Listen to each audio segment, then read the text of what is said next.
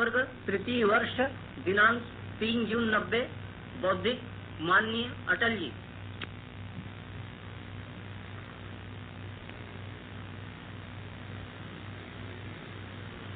आदरणीय सर्वाधिकारी जी,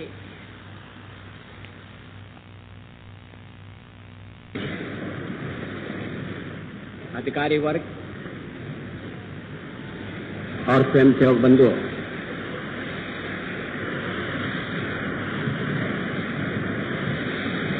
अभी सर्वाधिकारी जी ने कहा कि आपकी कर्ण शक्ति की परीक्षा है। मुझे तो लग रहा है कि मेरी कंठ शक्ति की परीक्षा है।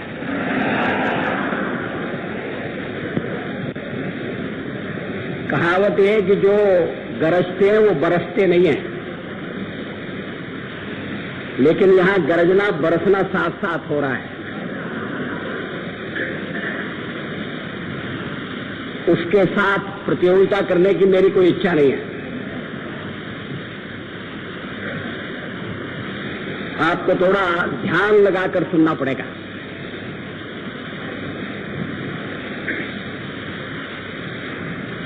मेरे परिचय में कहा गया था कि मेरा तृतीय वर्ष हो चुका है। मेरा तृतीय वर्ष 1944 में हुआ था। तब देश पराधीन था।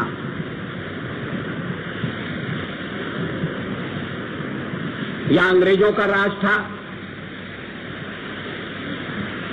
एक भाग पर पुर्तगाली कब्जा जमा कर बैठे थे। एक छोटा सा हिस्सा फ्रांस की गुलामी में भी था।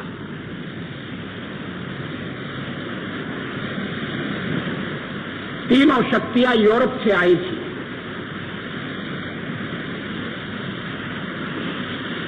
समुद्र पार करके आई थी।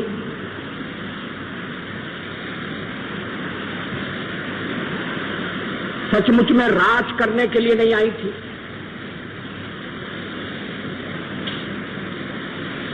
व्यापार करने के लिए आई थी।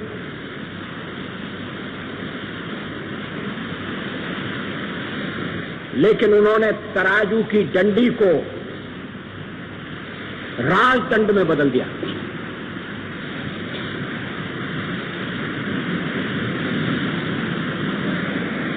इंग्लैंड ने कभी भारत के खिलाफ लड़ाई का ऐलान नहीं किया था।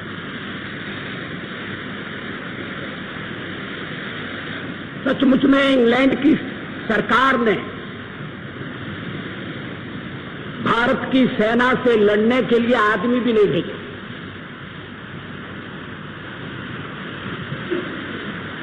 व्यापार करने के लिए जो ईस्ट इंडिया कंपनी आई थी और जिसने व्यापारिक संस्थानों की रक्षा के लिए कुछ सिपाही भर्ती किए थे,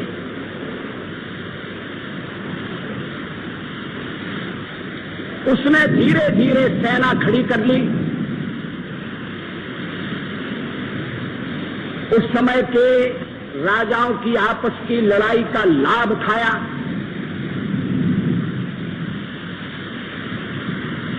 जमीन पर कब्जा करना शुरू कर दिया गया।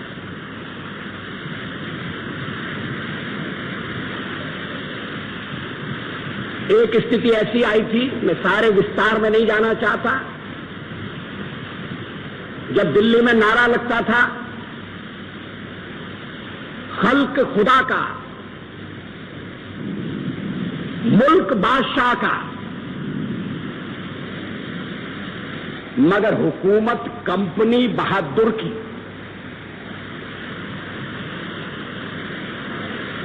कंपनी बहादुर सुनने के बाद ऐसा लगता है कि कोई बहादुर आदमी था।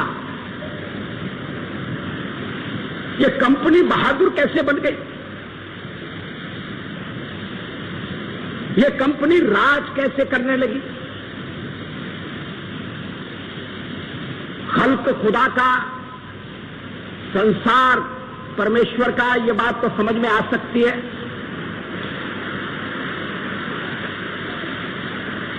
लेकिन मुगल बादशाह तो नाम का बादशाह था,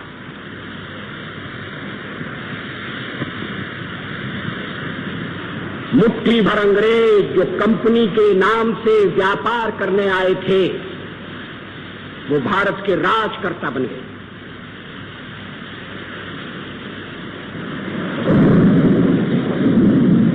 कभी आपको समय मिले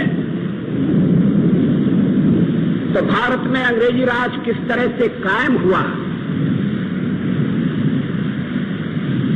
इसका विशद इतिहास पढ़ने की जरूरत है। वो इतिहास अंग्रेजों ने लिखा है, उसमें उन्होंने किसी तथ्य को छिपाया नहीं है। उन्होंने बड़ी स्पष्टता से ये स्वीकार किया है कि कभी भी हिंदुस्तान में अंग्रेजी फौज की संख्या लाख, 1.25 लाख, 1.5 लाख से ज्यादा नहीं थी।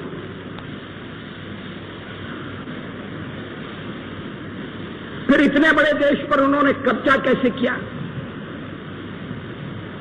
कब्जा करने के बाद इतने बड़े देश को उन्होंने मुट्ठी में कैसे रखा?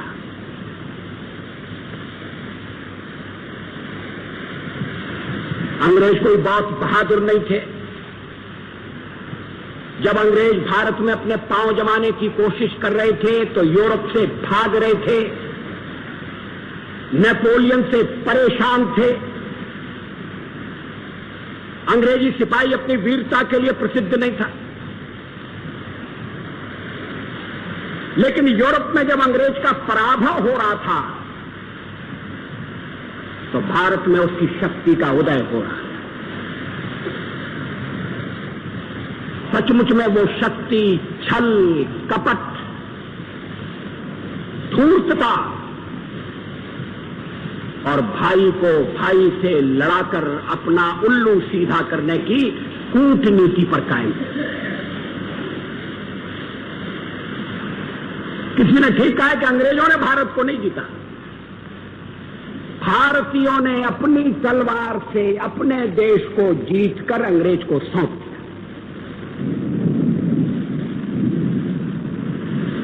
यह हमारे इतिहास का बड़ा दर्दनाक पहलू है।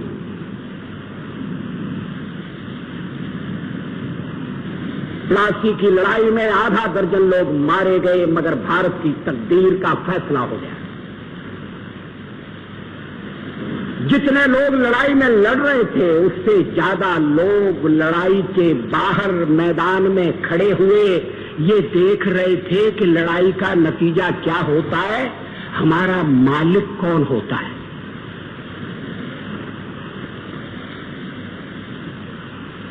ये पतन की स्थिति थी। छोटे छोटे राज्यों में बटा हुआ देश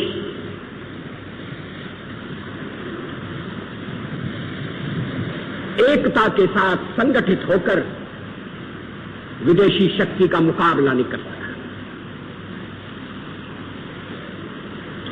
राज बदलेगा, हमें तो दास ही रहना है, कौन रप होए हमें का हानि।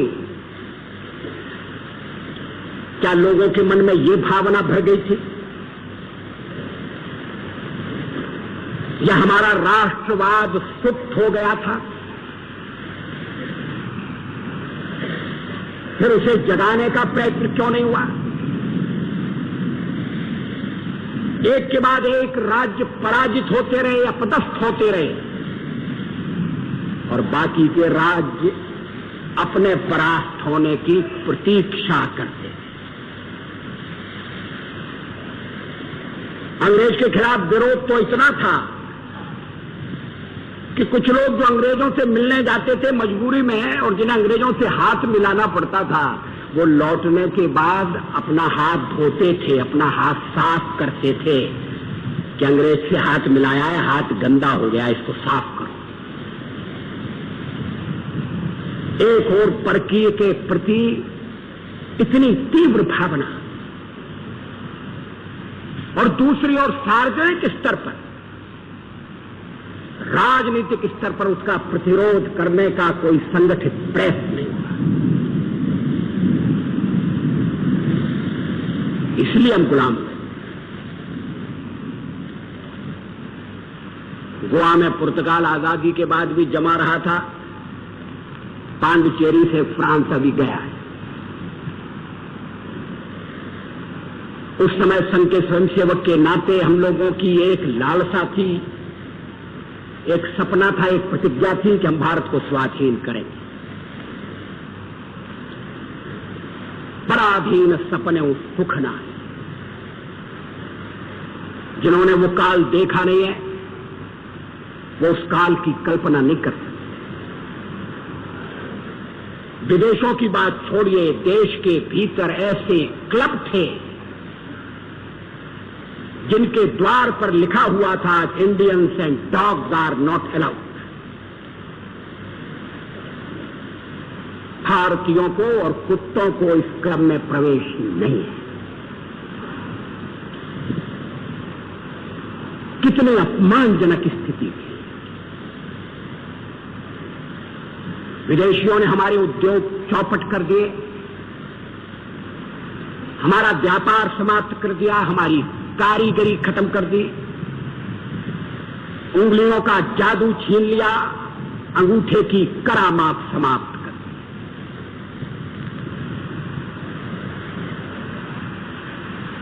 आज हम स्वाधीन हैं, इसके लिए हमें गर्व होना चाहिए।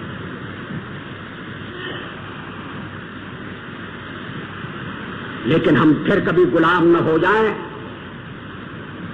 इसके लिए हमें सावधान रहना चाहिए।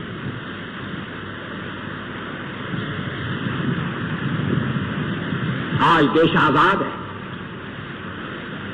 ये ठीक है, जिस दिन आजादी आई उस दिन देश का विभाजन भी हुआ।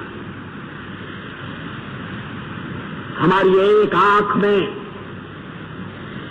अगर आजादी आने का आनंद था तो दूसरी आंख विभाजन की पीड़ा से, आंसू से भरी हुई थी। लेकिन ये तथ्य अपनी जगह है कि कश्मीर से लेकर कन्याकुमारी तक, अंडमान निकोबार तक आज भारत राजनीतिक दृष्टि से एक है। सांस्कृतिक दृष्टि से तो पहले से एक था। मुगलों के शासनकाल में भी था, अंग्रेजी राज में भी था। लेकिन आज राजनीतिक एकता है, हमारा एक संविधान है, हमारा एक राष्ट्रपति है, हमारा एक झंडा है। वो झंडे का रंग कैसा है, इस पर विवाद हो सकता है। अगर देश में दूसरे गणराज्य की स्थापना की जाए तो इस तरह के परिवर्तन भी लाए जा सकते हैं। लेकिन गणतंत्र होना चाहिए, लोकतंत्र होना चाहिए, सारा देश एक होना चाहिए। आज हमारी सेना एक है। सर्वोच्च न्यायालय की रिट देश के किसी भी भाग में जा सकती है, किसी भी नागरिक को प्रभावित कर सकती है। ऑल इंडिया सर्विसेज, औद्योगिकरण ने भी देश की एकता को मजबूत किया है। ये हमारा सौभाग्य, हम ऐसे काल में रह रहे हैं।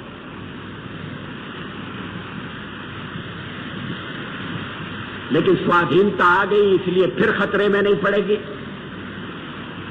देश का दोबारा विभाजन नहीं होगा, इस भ्रम में हमें नहीं रहना चाहिए। हो सकता है पराधीनता का रूप बदल जाए। अब विदेशी सेना आकर हमें पादाक्रांत न करे, लेकिन विदेशी प्रभाव आ सकता है, विदेशी संस्कृति आ सकती है, और सबसे बढ़कर देश को आर्थिक गुलामी के फंदे में जकड़ने की कोशिश हो सकती है। अब साम्राज्यवाद का, उपनिवेशवाद का रूप बदल रहा है। इसीलिए हम आर्थिक क्षेत्र में आत्मनिर्भरता की बात करते हैं, स्वावलंबन की बात करते हैं। लेकिन इस बात का ध्यान रखना जरूरी है कि जिन कारणों से हम गुलाम हुए थे और वो कारण अभी पूरी तरह से मिटे नहीं। आज भी सीमावर्ती प्रदेशों में अशांति है, विदेशियों की शह पर उनसे हथियार लेकर, उनसे धन लेकर कुछ लोग देश के कुछ हिस्सों को भारत से अलग ले जाना चाहते। ये ठीक है कि उन्हें इसमें सफलता नहीं मिले।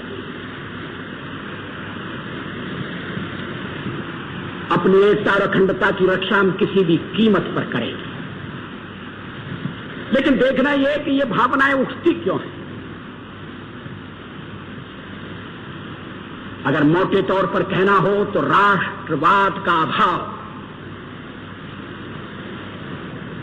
अगर पंजाब में रहने वाला केवल पंजाबी तक सोचेगा और पंजाबी से भी छोटा उतरकर सोचेगा, एक संप्रदाय के बारे में सोचेगा, तो कठिनाई पैदा होगी। इस देश में संप्रदाय रहेंगे, जातियां रहेंगी, उपजातियां रहेंगी। संप्रदाय अलग है और सांप्रदायिकता अलग होती है। भाषावार राज्य बने हैं, अब वो फैसला गलत था या सही था, मैं इस विवाद में नहीं जाना चाहता। जनता का राज जनता की भाषा में चले, ये बहुत आवश्यक है। लेकिन भाषा के प्रति, अपने क्षेत्र के प्रति, अपनी उपासना पद्धति के प्रति या अपनी जाति के प्रति निष्ठा इतनी प्रबल नहीं होना चाहिए कि सारे भारत के प्रति निष्ठा उससे गलत रूप से प्रभावित हो जाए। पहले भी ऐसा ही हुआ था। राजा लड़े, अपने अपने स्वार्थ के लिए लड़े। एक जाति के राजा भी लड़े, व्यक्तिगत अपमान का बदला लेने के लिए लड़े, और इस सीमा तक लड़े कि विदेशियों के लिए पावड़े बिछा दिए। ये बात अलग है कि विदेशी ने पहले उनके विरोधी को मारा, फिर उनकी हत्या की। इतिहास ऐसे उदाहरणों से भरा पड़ा है। ये भी सच है कि देश आजादी के लिए निरंतर लड़ता है। जहां पराधीनता आई वहां स्वाधीनता के प्रयत्न भी चलते रहे। कुछ लोग हमेशा ऐसे रहे जिन्होंने स्वाधीनता की कीमत प्राणों की बाजी से चुकाई। उन्होंने स्वतंत्रता के दीप को निष्कंप जलाए रखा। अंग्रेज चले गए, अंतर्राष्ट्रीय परिस्थिति के कारण ज्यादा गए, हमारे संघर्ष के कारण कम गए। लेकिन संघर्ष हुआ था। अंग्रेज सेना के बल पर राज करते थे, उस सेना में बगावत हो गई। भारत की सेना ने अंग्रेजों के लिए लड़ने से इनकार कर दिया। आईएनए का गठन हुआ, जल सेना में बगावत हुई। अंग्रेज दूसरे महायुद्ध में जीत गया, मगर उसकी इतनी शक्ति नहीं रही कि वो साम्राज्य को ढो सके। जाते जाते देश का विभाजन कर गया। अब एक और विभाजन की तैयारी हो रही है,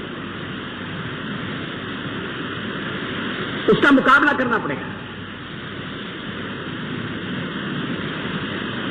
और मुकाबले के लिए समाज में जो दुर्बलताएं हैं, जो कमियां हैं, जो खामियां हैं, उन्हें दूर करना बहुत जरूरी। आज सवेरे मैंने उल्लेख किया था कि उत्तर प्रदेश में, बिहार में हमें वांछित सफलता क्यों नहीं मिली।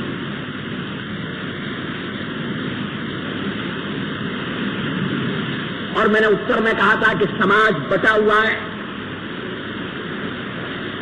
एक वर्ण व्यवस्था के कारण बटा है, एक जाति व्यवस्था के कारण बटा है। जातियों में उपजातियां हैं, और वे अगर रोटी बेटी के व्यवहार तक सीमित रहें तब तक तो गनीमत है। लेकिन कभी कभी व्यापक हितों के आड़े आ जाती है छोटी छोटी निष्ठाएं, और इससे जो समान राष्ट्रीयता का भाव प्रकट होना चाहिए उसमें बाधा पड़ती है। ऐसा तो मैं नहीं कहूंगा कि संकट के समय हम में एक होने की क्षमता नहीं है, हम में एक होने की क्षमता है, लेकिन अगर हम निरंतर एक रहें तो संकट हमारा दरवाजा न खटखटाए, और अगर खटखटाए तो दरवाजा खोले न और वापस चले जाए। संकट के समय तो हमारी एकता प्रकट हो जाती है, लेकिन संकट कम हो तो एकता तिरोहित हो जाती है। आपस के मतभेद हम पर हावी हो जाते हैं। राष्ट्रीय स्वयंसेवक संघ के रूप में हम हिंदू संगठन का कार्य कर रहे हैं। मैं वृंदावन में देवरा बाबा से मिलने गया था। उनकी बड़ी कृपा है हम लोगों के ऊपर। 50 साल से मैं उन्हें ऐसा ही देख रहा हूं। पता नहीं कौन सी साधना है, कैसा चमत्कार है। वो कहने लगे, कहो भाई संगठन का काम कैसा चल रहा है? उन्हें मालूम है मैं संकल्प स्वयंसेवक हूं। मैंने कहा काम तो ठीक चल रहा है, थोड़ा हरिजन भाइयों की तरफ से कठिनाई पैदा हो रही है। वो जितनी मात्रा में जुड़ना चाहिए नहीं जुड़ते। पूछने लगे क्यों नहीं जुड़ते? मैंने कहा वो हमसे कहते हैं कि आपने हमको जन्म से ही छोटा बना के रखा है, इसे हम बर्दाश्त नहीं करेंगे। कहने लगे उन्हें समझाओ कि हमने उन्हें छोटा नहीं बनाया है। मैंने कहा वो ऋग्वेद के पुरुष सूक्त का उदाहरण देते हैं। कहते हैं ब्राह्मण मुख से जन्मे और क्षत्रिय भुजाओं से और वैश्य जंघाओं से और शूद्र पैरों से जन्मे। तो देवरा बाबा हंसे और कहने लगे कि उनको बताओ जाकर विराट पुरुष के चरणों से, भगवान विष्णु के चरणों से तो गंगा भी निकली थी। वो छोटे नहीं है, गंगा पुत्र हैं, और गंगा तो पतित पावनी है, तो वो पतित कैसे हो सकते? बात ठीक है। पुरुष सूक्त की अगर ऐसी व्याख्या की जाती है कि शूद्र को चरण कहा गया है इसलिए उन्हें छोटा बनाया है, तो ये ऋग्वेद की ऋचा के निर्माता के साथ बड़ा अन्याय है। अगर एक विराट पुरुष का वर्णन है तो ऐसा नहीं हो सकता कि उस विराट पुरुष के सर हो, भुजाएं हो और जंघाएं हो मगर पैर न हो। पैरों में स्थिति है, पैरों में गति है। सर की पूजा नहीं होती, पैर पूजे जाते हैं। आने वाला अगर सर छूना शुरू कर दे बड़ी मुसीबत पैदा हो जाएगी। वो पैर छूता है, पैर उसके लिए पवित्र है।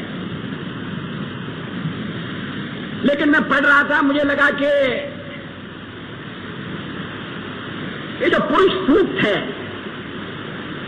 ये ऋग्वेद के 10वें मंडल में 9 मंडल तक वर्ण व्यवस्था का कोई उल्लेख नहीं है। पुरुष सूक्त में भी अवयवी का भाव दिखाया गया है, छोटा बड़ा नहीं बनाया गया। मेरे पैर में कांटा लग जाए उतनी पीड़ा होगी जितना सर दर्द होने पर होती है। ये तो हम किस तरह से परस्पर अनुन्याश्रित हैं, इसको प्रकट करने का एक तरीका है। ऋग्वेद के 9वें मंडल तक जन की चर्चा है, वर्ण की नहीं। अब 5 जन की चर्चा है, 5 जन। वो 5 जन अगर मैं आपको पढ़ के बताऊं तो उसमें राक्षस भी है। हम तो राक्षसों को बड़ा डरावना समझते हैं, मगर राक्षस भी एक जाति थे। और उस समय जरूर समाज का अंग रहे होंगे। उस समय ब्राह्मण थे, क्षत्रिय थे, बाकी के लोगों को विश्व कहते थे, विश्व, शूद्र नहीं थे। गीता में जरूर भगवान कृष्ण ने कहा, चातुर्वर्ण मया सृष्टा गुण कर्म विभागश। गीता का काल महाभारत का काल है। वैदिक काल में ऐसा नहीं था। महाभारत के काल तक वर्ण जन्म से नहीं था, व्यवसाय से था। वेद का एक मंत्र है जिसमें ऋषि कहता है कि मेरा पिता वैद्य है, मेरी मां पिसनहारी है, आटा पीसती है, मगर मैं कवि हूं।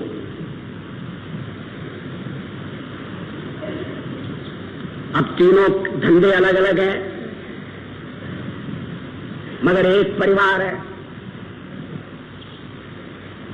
महाभारत में ऐसे उदाहरण है कि एक ही वर्ण के लोग अलग अलग काम करते थे।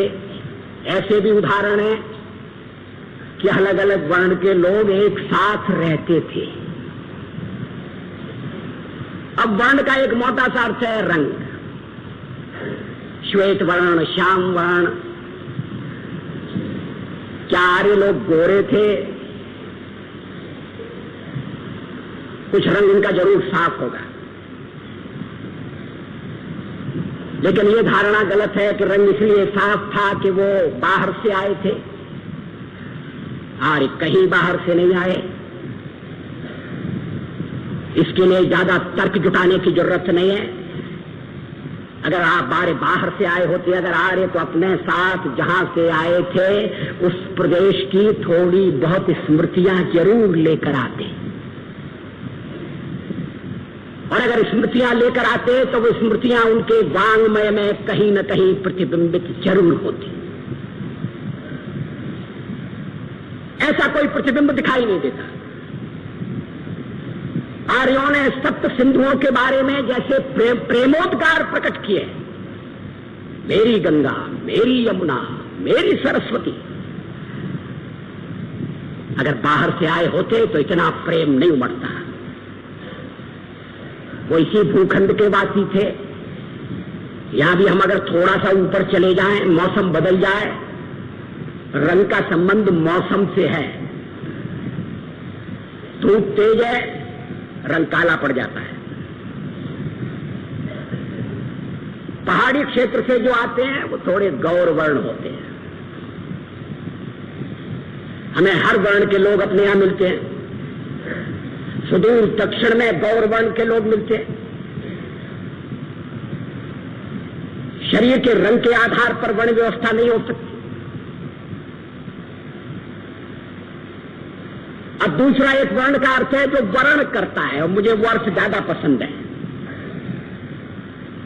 हर व्यक्ति अपना धंधा, अपना व्यवसाय तय करता है, अपनी योग्यता के अनुसार करता है।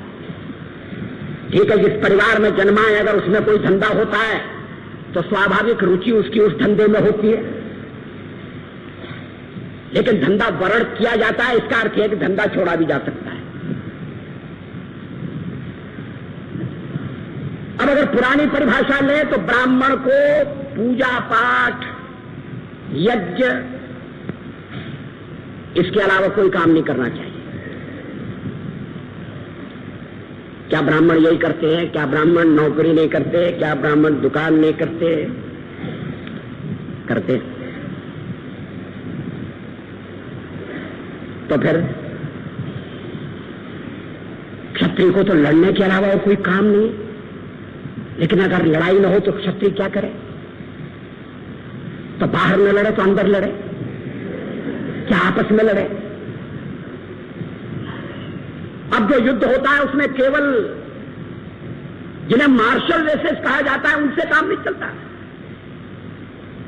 अब तो सारे देश को लड़ना पड़ता है। और ये मार्शल रेसेस वाली थियरी भी जो है कि कोई जातियां जुझारू होती हैं, ये भी अब खड़ी नहीं रहती।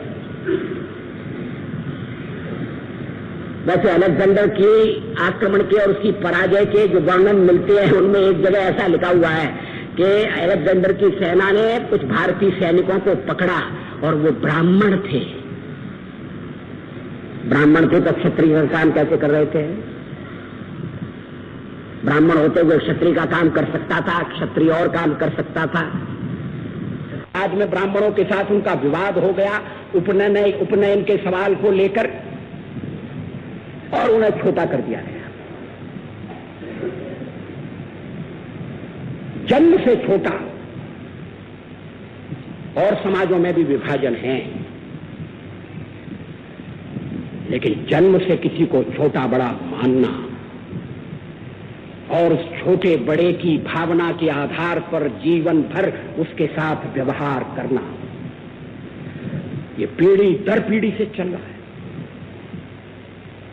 ये हमारे जीवन का बड़ा कलंकपूर्ण अध्याय है। हम संसार को समानता का क्या उपदेश दें? नमीबिया में, साउथ अफ्रीका में रंग के कारण, चमड़े के रंग के कारण भेद है। वहां का गोरा और काला साफ दिखाई देता है। हमारे यहां तो ऐसा कोई भेद नहीं। रक्त का रंग एक है, चमड़े का रंग भी एक है। फिर भेद का आधार क्या है? उन्हें वंचित किया गया, वेद नहीं पढ़ सकते। उन्हें वंचित किया गया, मंदिर में पूजा नहीं कर सकते। उन्हें वंचित किया गया कि औरों के साथ समान सड़क पर नहीं चल सकते। औरों के लिए ऊंची सड़क होगी, तुम्हारे लिए नीची सड़क होगी, और नीची सड़क पर भी तुमको गले में हड्डियां बांध कर चलना पड़ेगा, क्योंकि अगर तुमको कहीं थूकने की जरूरत पड़ी तो तुम सड़क पर नहीं थूक सकते, सड़क गंदी हो जाएगी। गले में पड़ी हुई हड्डियां में थूको और उस थूक को अपने साथ ले जाओ। हाँ, ये बातें कहानियां जैसी मालूम पड़ती हैं, लेकिन जिन्हें पीढ़ी दर पीढ़ी इस व्यवस्था में से निकलना पड़ा है, वो इसकी यादगारें चिंगारी की तरह से अपने हृदय में संजोए बैठे। अभी मैं तो उस दिन दंग रह गया जब राज्यसभा में बहस हो रही थी, तो कांग्रेस के एक बहुत पुराने नेता वो कहने लगे कि श्री चक्रवर्ती राजगोपालाचारी ब्राह्मण थे, लेकिन वो छुआछूत को नहीं मानते थे, लेकिन उनके बड़े भाई, उनका बहुत विचार था, किसी के हाथ का खाना नहीं। वो कहने लगे कि एक बार वो बैठे दोपहर में भोजन कर रहे थे, तो मैं कहीं गलती से चला गया, मुझे कोई कागज लेना था। तो राजा जी के बड़े भाई ने मुझे देखा और थाली छोड़ दी। फिर चक्रवर्ती राजगोपालाचारी ने कहा, कह रहे तुम कहां कमरे में चले गए, आज उनको भूखा रहना पड़ा। तो उन्होंने कहा मैंने तो कुछ किया नहीं, मैं तो उनके पास भी नहीं गया। तो राजा जी ने कहा कि मेरे बड़े भाई दृष्टि दोष मानते हैं, दृष्टि दोष।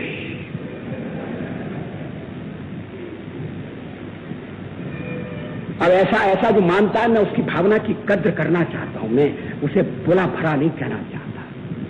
शायद उन्होंने अपने मानदंड बनाए हों, लेकिन आज वो नहीं चल सकता। वर्ण व्यवस्था का कभी उपयोग होगा, वंशानुगत काम, उसमें पारंगतता, उसमें कुशलता। बेटा जिस काम को देखता है, बाप को करते हुए देखता है, बचपन से सीख जाता है। इससे भी कुछ विकास के रास्ते खुले होंगे, लेकिन यह वंशगत नहीं होना चाहिए था, जन्मगत नहीं होना चाहिए था। अगर कोई दूसरा रास्ता पकड़ना चाहे तो उसके लिए रास्ता ही नहीं। इस अभागे देश में लाखों लोग अभी हम लोगों का मैला मलमूत्र ढोने में लगे।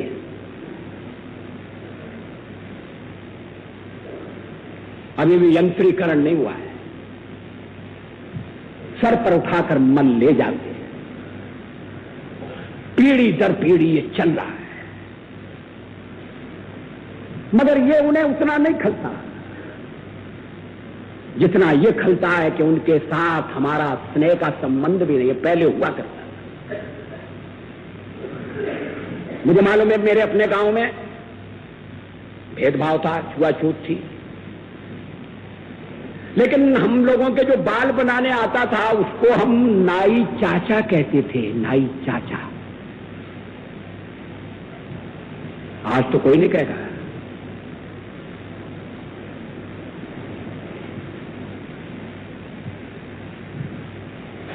व्यवसाय का भी अलग अलग वर्गीकरण किया गया, इसलिए कि सबके पास व्यवसाय रहे, कोई एक दूसरे के व्यवसाय में दखल न दे। हमारे घर में खेती थी मगर हम हल नहीं चला सकते थे,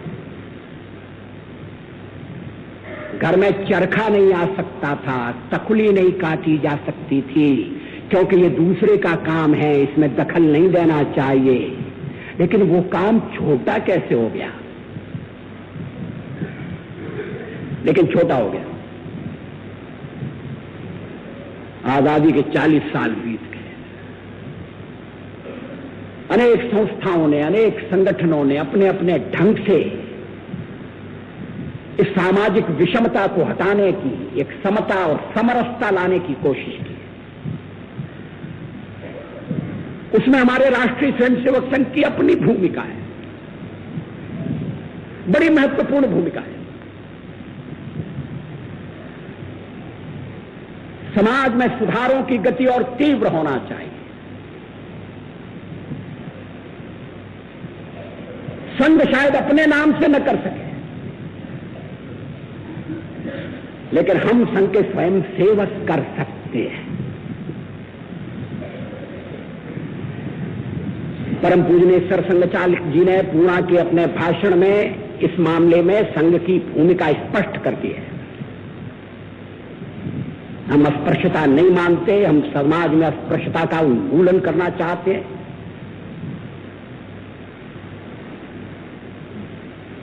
संघ के स्वयंसेवक के व्यवहार में तो अस्पृश्यता आनी नहीं चाहिए। हम जन्म के कारण किसी को छोटा बड़ा न माने, लेकिन क्योंकि संघ ने एक अलग काम लिया हुआ है, इसलिए स्वयंसेवक के रूप में हम अगर चाहें, ये मैं आपकी इच्छा के ऊपर छोड़ रहा हूं, क्योंकि मैं जो कुछ कह रहा हूं उस पर मतभेद हो सकते हैं, विवाद हो सकते हैं। कांग्रेस के एक बड़े नेता हैं पंडित कमलापति त्रिपाठी, उनकी जन्म शताब्दी तो नहीं हुई अभी, लेकिन उनके 75 साल हो गए, तो उनके अभिनंदन में एक ग्रंथ निकला था। उस ग्रंथ में एक लेख छपा, उस लेख में जन्म के आधार पर वर्ण व्यवस्था का समर्थन किया गया था। मैंने कहा पंडित जी ये क्या है? कहा मैं तो वर्ण व्यवस्था को मानता हूं। मैंने कहा आप मानते हैं तो मानिए, मगर ये आपके जन्मदिन पर जो मैगजीन छपी है इसमें लेख लिखने की क्या जरूरत? ये तो अच्छा नहीं किया आप। और इस सवाल पर मतभेद है। जन्म से कौन छोटा होना चाहेगा? कौन हरिजन बनना चाहेगा? क्यों बने? अभी वो जिम्मेदारी निभा रहे हैं, वो एक एहसान है, एक एहसान है हमारे ऊपर। पंडित जी मुझसे नाराज हो गए, कहने लगे तुम कैसे ब्राह्मण हो? मैंने कहा महाराज मैं तो ऐसा ही ब्राह्मण हूं। मैंने उन्हें यह नहीं कहा कि मैं संघ में जाता हूं। मैं संघ का स्वयंसेवक बना और एक शीत शिविर लगा था, उसमें मैं और मेरे साथ मेरे बड़े भाई थे और भी कुछ लोग थे, ग्वालियर के उच्च ब्राह्मण कुलोत्पन्न। हम अपने घर में कपड़े उतार कर खाते थे, चौकी में खाते थे, छुआछूत बड़ा मानते थे, सर्दी में सिकुड़ते थे, मगर कपड़े उतार कर खाते। अब संघ के शिविर में चले गए, अब कपड़े कौन उतारे? और हम अकेले कपड़े उतारे और बाकी के सब कपड़े पहने खा रहे हैं। मैंने कहा आज धर्म जाता है तो जाने दो, अब कपड़े नहीं उतरेंगे। वैसे भी सर्दी काफी थी, मगर जो मेरे साथ बड़े भाई थे और एक और थे माणिकचंद वाजपेयी, कभी आप उनसे पूछिएगा, जो योग धर्म के संस्था संपादक रह चुके हैं। माणिकचंद जी बड़े कट्टर थे। उन्होंने कहा मैं कैंप पे आया हूं मगर सबके साथ बैठ के नहीं खाऊंगा, मैं अलग खाऊंगा। तो हमारे जो सर्वाधिकारी थे, आप अलग खाइए। बनाएगा कौन? कहने लगे मैं तो अपने हाथ का बना हुआ खाता हूं। उन्होंने कहा बनाइए। उनको दाल दे दी, चावल दे दी, तरकारी दे दी, लकड़ी दे दी, बनाओ। अब वो चूल्हा फूंक रहे हैं, मगर पक्के थे। एक बार तो उन्होंने चूल्हा फूंक फांक के रोटी ढाप ली और कपड़े उतार के खा गए। मगर जब शाम को मौका आया, अरे हमने कहा मामा जी क्या आप, अब हो गया धर्म की रक्षा, सवेरे हो गई, अब आप सार्वजनिक धर्म की रक्षा करें। किसी ने हमको कहा नहीं करे क्या तुम पाखंड कर रहे हो, किसी ने नहीं कहा। अगर कहते तो शायद प्रतिक्रिया होती। बिना कहे अलग बनाना चाहते बनाओ। दूसरी बार नहीं बना। मगर मेरा एक निवेदन है कि यह काम अब और तेजी से होना चाहिए। जिन्हें हम दलित कहते हैं उन्हें हिंदू समाज से अलग ले जाने की एक साजिश हो रही है, एक षड्यंत्र हो रहा है।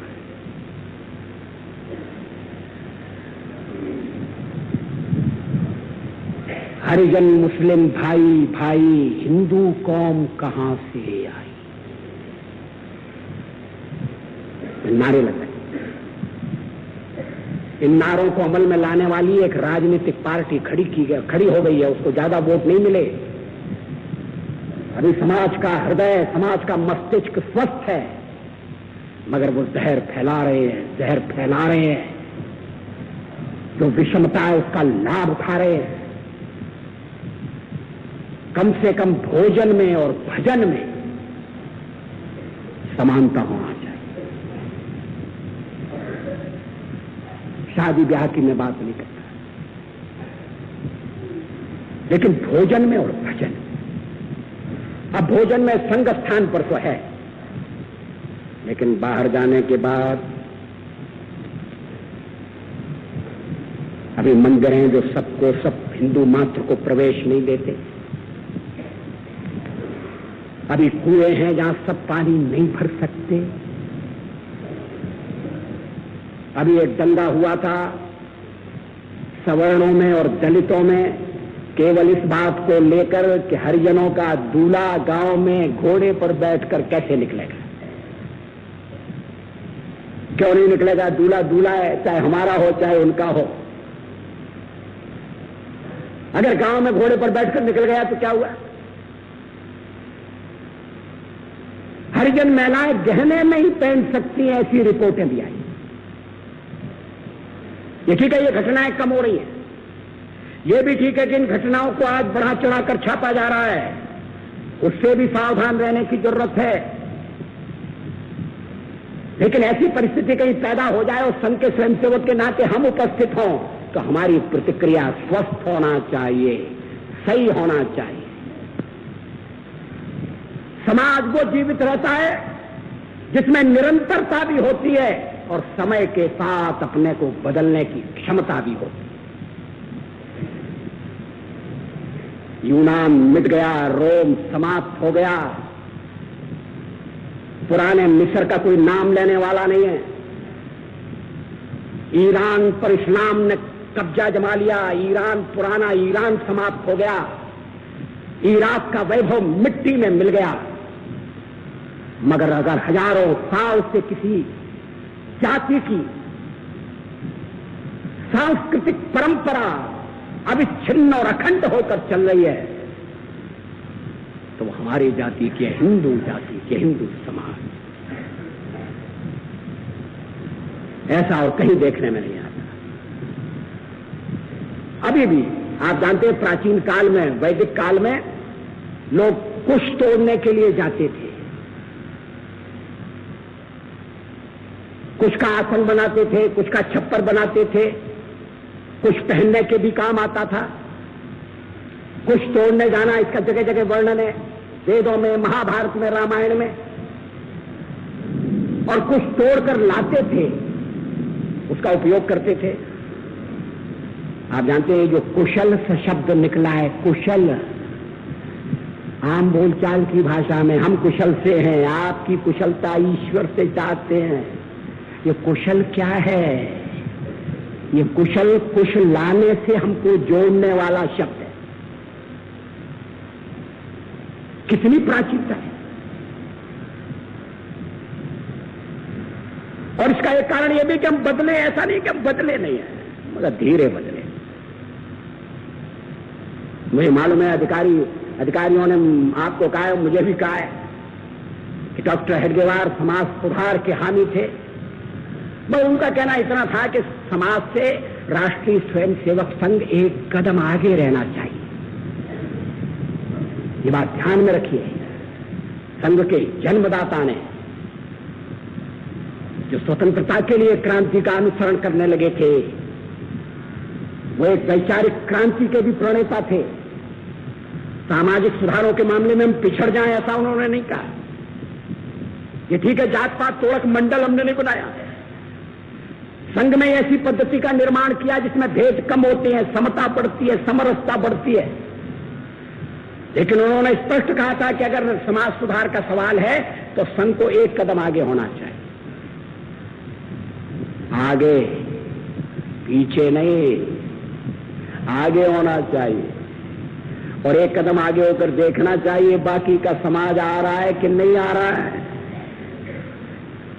मगर मैं एक बात और कहना चाहता हूं, आगे होना चाहिए और एक कदम आगे होकर देखना चाहिए बाकी का समाज आ रहा है कि नहीं आ रहा है। मगर मैं एक बात और कहना चाहता हूं, कदम भी छोटा हो सकता है, बड़ा हो सकता है।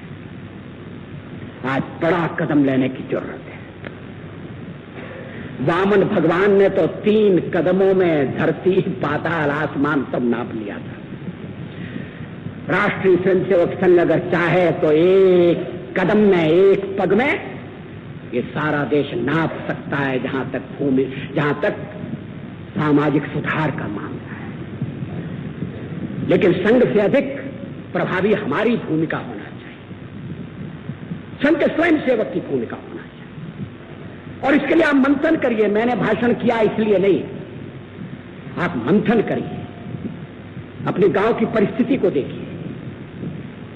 ये विच्छेद हमें कितना क्षति पहुंचा रहा है, इसका विश्लेषण करिए,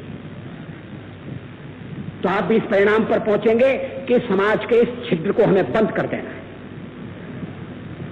औद्योगिकरण हो रहा है, शहरीकरण हो रहा है, हर व्यक्ति के लिए रोजगार का प्रबंध हो रहा है, और छोटा बड़ा वैसे भी कम होना चाहिए।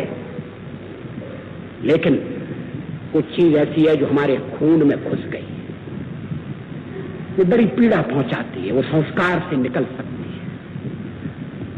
मुझे याद है 1980 में हम लोग चुनाव लड़ रहे थे, जनता पार्टी टूट चुकी थी। एक वर्ग अलग चला गया था। श्री जगजीवन राम जी को नेता बनाया गया था, उनके नेतृत्व में हम लड़ रहे थे चुनाव। तब हम भी जनता पार्टी में शामिल थे, भारतीय जनसंघ के रूप में पहले काम करते थे। हमें उम्मीद थी कि हमें चुनाव में अच्छे परिणाम मिलेंगे। लेकिन एक बार मैं सीतापुर में कहीं भाषण कर रहा था, तो जब मैं भाषण करके उतरा तो किसी ने मुझे पर्ची दी। गाड़ी में बैठने के बाद मैंने वो पर्ची पढ़ी। उसमें लिखा था, बार बार जगजीवन राम का नाम मत लो, लोग खिलाफ हैं। लोग कहते हैं कि जिनकी जगह पैरों में है अब आप उनको सर पर बिठाना चाहते हैं।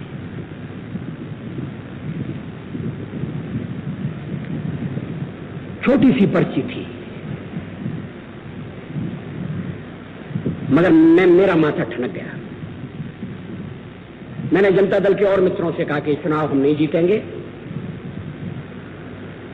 श्री जगजीवन राम को प्रधानमंत्री बनाने के लिए अभी देश का मानस तैयार नहीं है। अब पराजय के और भी कारण थे, लेकिन अगर कहीं न कहीं ये भी कारण था तो बहुत चिंता की बात है। एक मुसलमान इस देश का राष्ट्रपति हो सकता है, गृह मंत्री हो सकता है, तो हमारा अपना जो है, अपना, वो प्रधानमंत्री क्यों नहीं होता?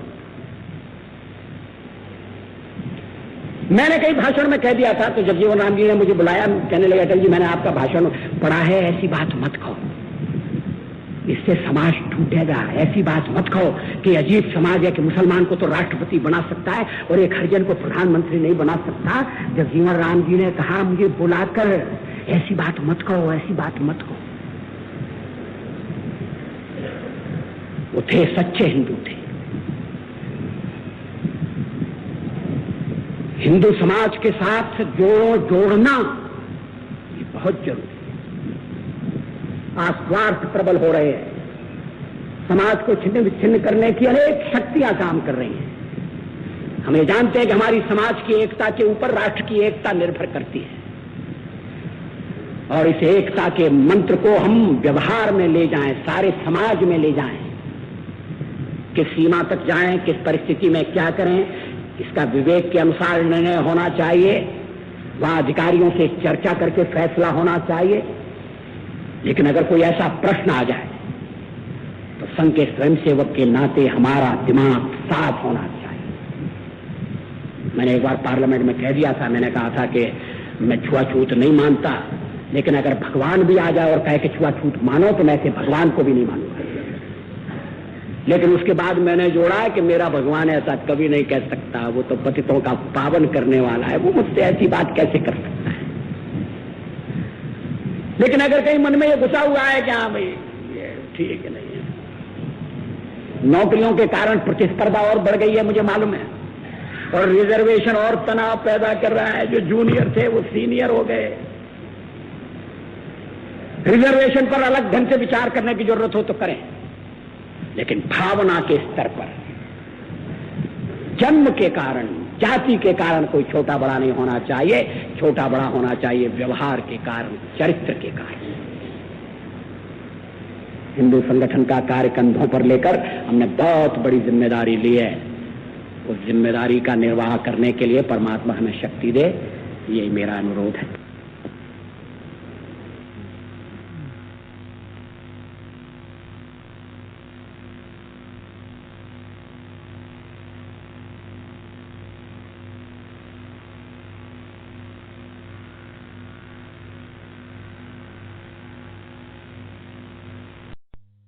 वर्ग तृतीय वर्ष दिनांक 3 जून 90 बौद्धिक माननीय अटल जी।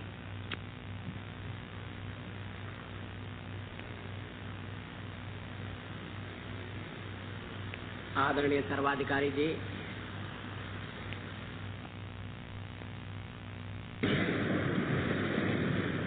अधिकारी वर्ग और स्वयंसेवक बंधुओं,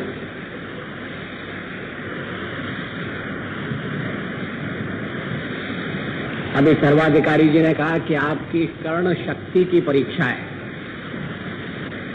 मुझे तो लग रहा है कि मेरी